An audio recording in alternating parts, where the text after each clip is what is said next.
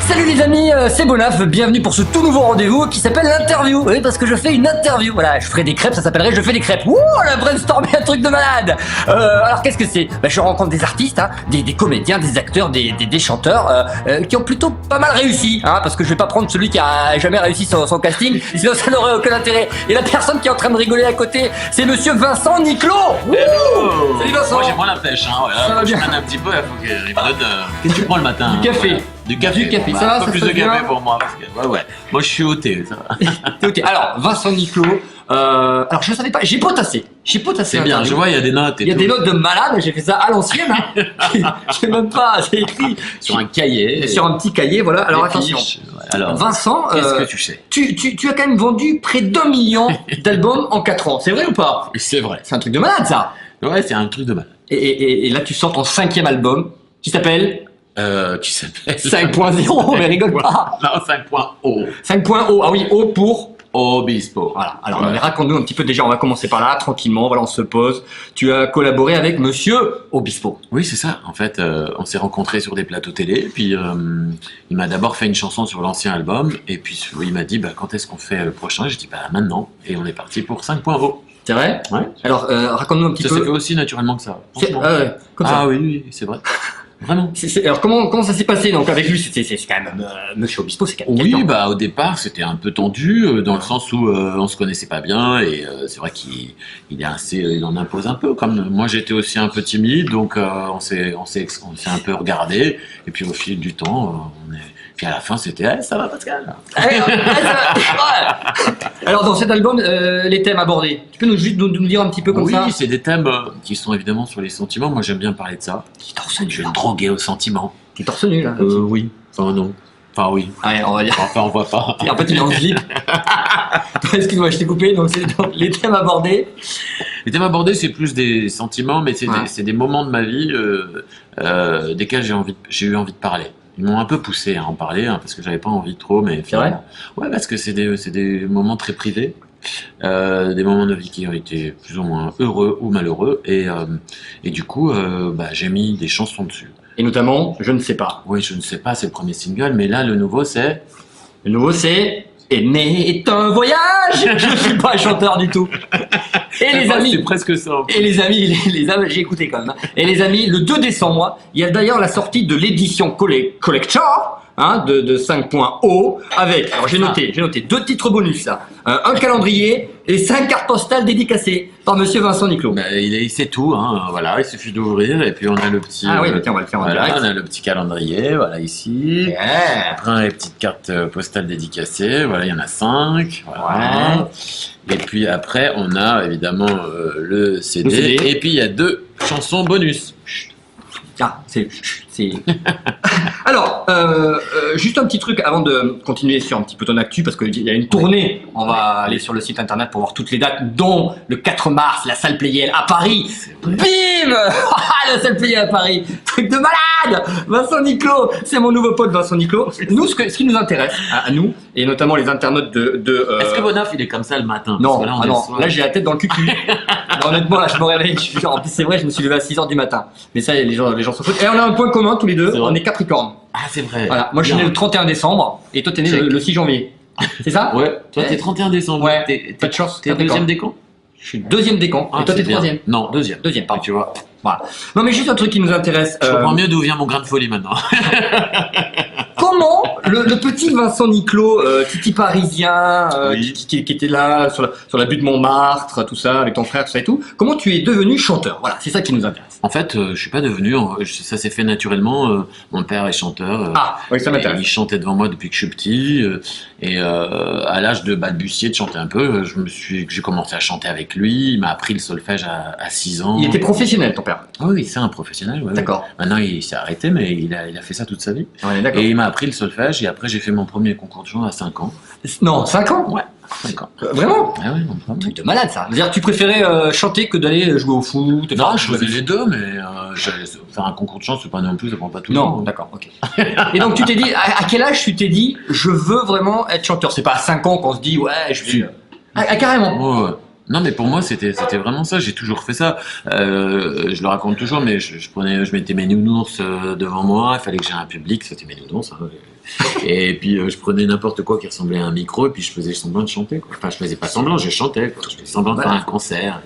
Donc ton premier concours de chant à 5 ans, et ensuite qu'est-ce qui s'est passé ensuite après? Après t'as fait Après, j'ai... des cours, t'as pris des cours? Non, oui, pas tout de suite. Pas tout de suite. Non, non, j'étais quand même assez enfant. J'ai travaillé avec mon père. Ah, Moi, je travaillais avec mon père. Dès qu'il répétait une chanson, je répétais avec lui. Quand il y avait un duo, c'était moi qui lui faisais la réplique. Enfin voilà, et ça a fait comme ça. Et puis après, au fil, j'ai fait beaucoup de casting. de casting. Oh, quelle transition! Transition! Parce que on est d'accord. T'as fait beaucoup de casting pub, film, téléfilm, cinéma.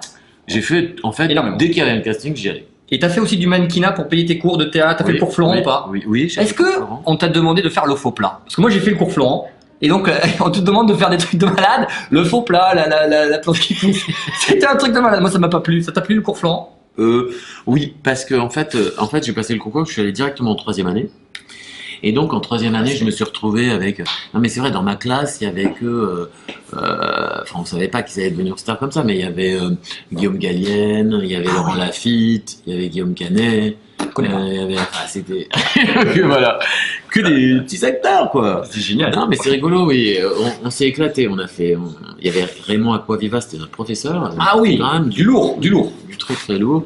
Et on a fait une pièce de théâtre à la fin. Enfin, c'était génial. Moi, j'ai adoré ces années. Cette année, j'ai fait qu'une année. Ouais. Et alors comment tu te prépares comment tu te préparais? Parce que je pense que là maintenant tu passes plus de casting. Comment tu te préparais au casting, toi? T'avais une Mais technique? ça dépend lequel. Je sais pas, par exemple, Si j'allais à un casting. casting pour des catalogues ou des choses comme ça, j'essayais d'aller quand même un peu habillé genre le catalogue. Et sinon, pour les castings musique, j'ai vraiment préparé tous les cas de figure. C'est-à-dire, c'est ce que je peux conseiller, par exemple, à... Attention, jingle. Conseil Vincent Niclot. Casting. Non, mais je sais pas, des jeunes chanteuses ou jeunes chanteurs qui veulent passer des castings, il faut pouvoir répondre à n'importe quelle condition, donc il faut toujours avoir, et c'est pas obligatoirement le même morceau, il faut trouver la chanson a cappella qui va correspondre le mieux à sa voix. Donc a cappella, ça veut dire sans instrument, sans rien. Donc il faut pouvoir chanter comme ça dans un restaurant ou là maintenant une chanson. Ensuite, il faut préparer une chanson piano-voix. Oui, à la bonne tonalité, parce qu'il faut la partition, parce que souvent il y a un pianiste, mais si on lui donne pas la bonne partition, à la bonne tonalité, il saura pas la jouer. Et pareil, c'est certainement une autre chanson qui correspond bien. Voilà, il faut qu'il y ait les envolées vocales et tout ça. Et puis préparer une chanson avec ce qu'on appelle un playback, un PBO. Donc le playback qui est sur un CD qu'on peut éventuellement, parce que il arrive aussi qu'il n'y ait pas de pianiste, donc on vous met la bande playback et il faut chanter dessus. Donc, il faut préparer ces trois. Je savais pas ça. Et puis il faut avoir un monologue de théâtre. Trouver dans un des classiques 1 minute de monologue d'un classique de Molière. Et puis il faut savoir se parler de soi en 1 minute. Alors voilà, se décrire. C'était une question que j'en ai préparée dans mon petit cahier. La présentation est très importante. La présentation est très importante parce que c'est comme ça qu'on va tout de suite en 1 minute, on va donner un petit peu l'impulse de ce que sera peut-être le futur engagé. Comment tu ferais là si tu devais te présenter? Imagine t'as 25 ans, tu veux te présenter. Ça, j'ai pu le faire ça. Non mais c'est quoi le truc? Il faut être sérieux, faut être un peu. Oui, il faut être un peu sérieux quand même. Mais, oui, ça dépend. Si c'est pour passer un truc de comique, non. Oui. Mais... Faire des claquettes ou des. non mais c'est quoi la technique, quoi? C'est vrai que c'est le plus important. Je crois qu'il faut être sincère. Il faut juste pas ennuyer ceux qui écoutent. C'est faut penser. Ah oui, il y a une chose très très importante. Pour les chansons d'audition. Ne prenez pas toutes celles qu'on entend tout le temps, Skyfall, Adele, Notre-Dame de Paris, tout ça. Non, il faut être un petit peu... Carlos, on va prendre Carlos. Il faut essayer d'être un petit peu original, parce qu'il faut vous mettre à la place du jury, qui lui va avoir 100 personnes dans la journée, et s'il s'entend à chaque fois, il est venu le temps des cathédrales pendant 20 fois, je pense qu'il vous écoute même plus à la fin. Donc il faut trouver une chanson qui est un peu originale, et qui correspond surtout bien à votre tessiture. Voilà. Est-ce que tu as une anecdote, je sais pas, un casting qui s'est très très mal passé, ou je sais pas. Non, mais j'ai une anecdote. Je suis allé à des castings parce que passer un casting, c'est un vrai exercice. Ouais. C'est-à-dire que généralement, on a 30 secondes vocalement pour attirer l'attention du jury.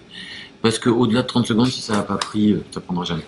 Donc, il faut être assez efficace dans ces 30 secondes, c'est-à-dire tout de suite envoyer, au moins dans les 30 secondes, ce qu'on peut envoyer au maximum.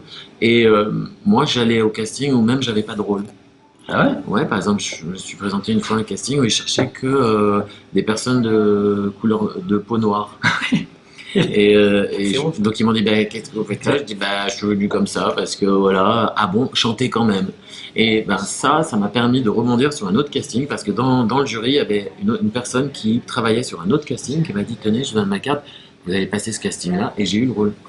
Putain, donc il faut aussi, parce que plus on passe de casting, plus on devient performant.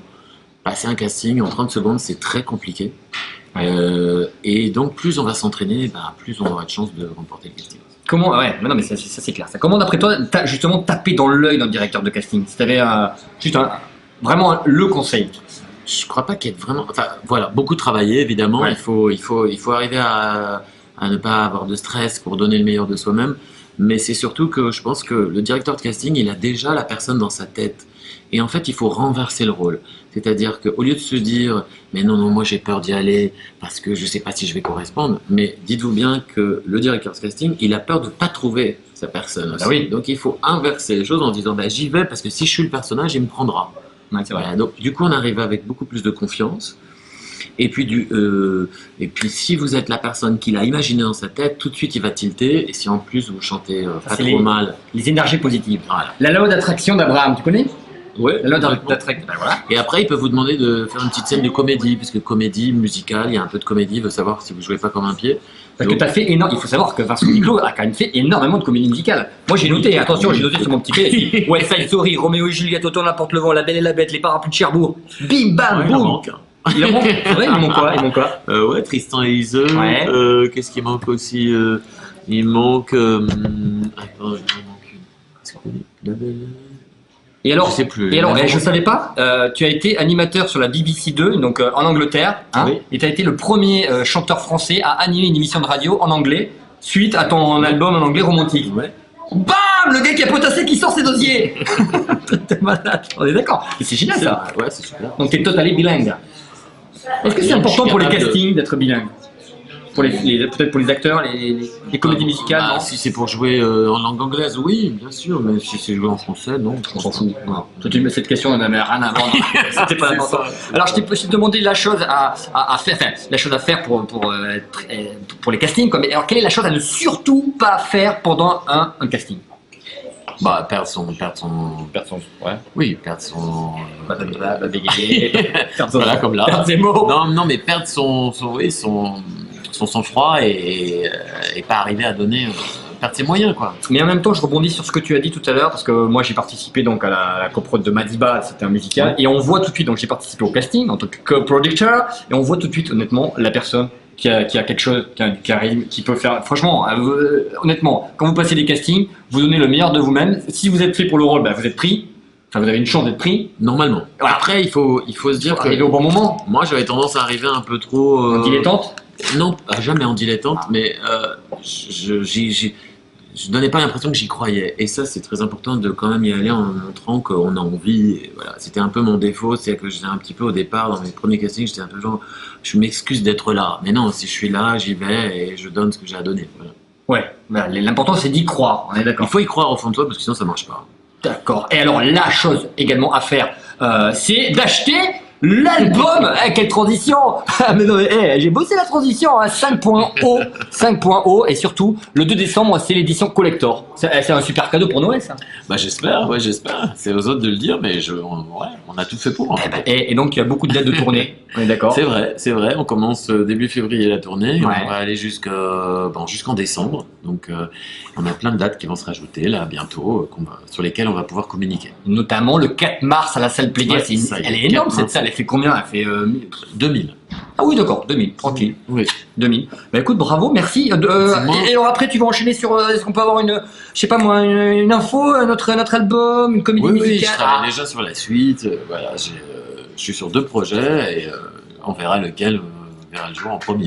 Ouais. Ça, c'est important toujours d'avoir un projet d'avance. Ah, c'est essentiel pour moi, c'est ma façon de me régénérer. C'est ce que tu peux conseiller d'ailleurs aux jeunes comédiens, aux jeunes artistes, d'avoir toujours un projet d'avance, d'être toujours. Faut pas attendre que le téléphone sonne, on est d'accord? Non. Moi, je dis toujours, je crois qu'il faut aller taper aux portes, il faut aller à des castings, il faut aller à des auditions, il faut se renseigner. Moi, quand j'ai démarré, il n'y avait pas tous ces sites internet où tout était regroupé. Il fallait aller frapper aux portes, il fallait en vouloir, quoi. Donc là, maintenant, c'est un peu simple. On prend son téléphone, on regarde, ah, tiens, il y a ça, et aller au casting, même si on croit qu'on n'a rien à y faire, parce que souvent, on peut rencontrer quelqu'un. Et voilà, ça c'est du conseil, ça les gars. Oh, on se réveille là. Faut taper de la porte. Merci Vincent. Et franchement, je te connaissais pas. Et ben tu es très sympa. Non, franchement, merci beaucoup. Non, n'hésitez pas. Allez voir Vincent en tournée, acheter son album 5.0 comme. Et allez voir son spectacle. Obispo. Oui, moi je joue. Merci. J'enchaîne. Merci beaucoup. Je suis au point virgule dans les Magic Tuto et dans une pièce de théâtre au feu de la rampe qui s'appelle Psy Sex and Fun. C'est une comédie. Voilà. Ben, merci beaucoup. Je t'en prie. À très vite sur casting.fr. À très vite. Je viendrai te voir, Vincent. Et ben moi aussi. À très vite. Salut, à bientôt. Salut.